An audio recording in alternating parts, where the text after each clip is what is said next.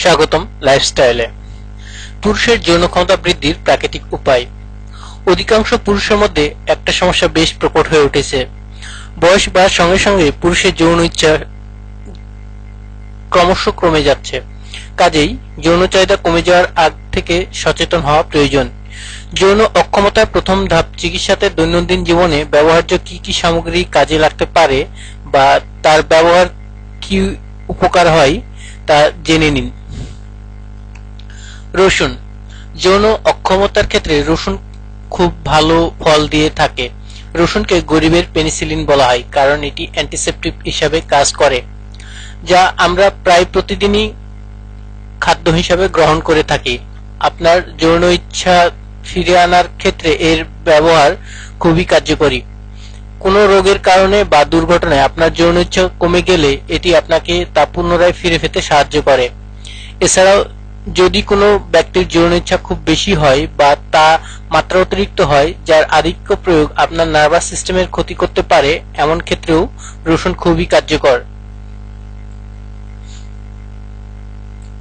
কিভাবে খাবেন?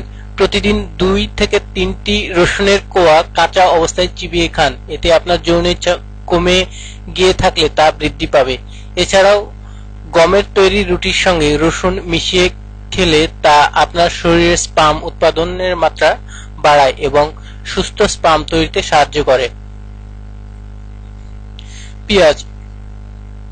কাম উত্তেজক ও কামনা বৃদ্ধিকারী হিসাবে পেঁয়াজ বহুদিন থেকেই ব্যবহৃত হয়ে আসছে, কিন্তু এটি কিভাবে এই বিষয়ে কার্যকর হয় তা এখন পর্যন্ত জানা যায়নি।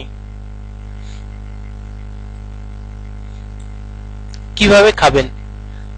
সাদা পেঁয়াজ পিষে তা মাখনের মধ্যে ভালো করে ভেজে নিয়ে তা প্রতিদিন মধুর সঙ্গে খেলে তা থেকে উপকার পাওয়া যায়, কিন্তু একটি বিষয় মনে রাখবেন, এটি খাওয়ার আগে আধা ঘন্টা দুয়েক আপনার পেট খালি রাখবেন। এভাবে প্রতিদিন খেলে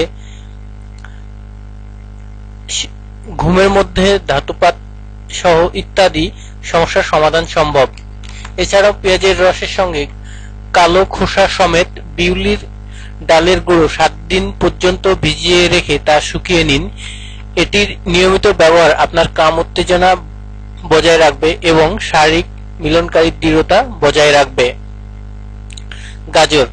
150 গ্রাম গাজর কুচি করে টেবিল চামচ মধু ও হাফ বয়েল ডিমের সঙ্গে মিশিয়ে 2 মাস খেলে আপনার শারীরিক এই অক্ষমতা হ্রাস পেতে পারে। ধন্যবাদ।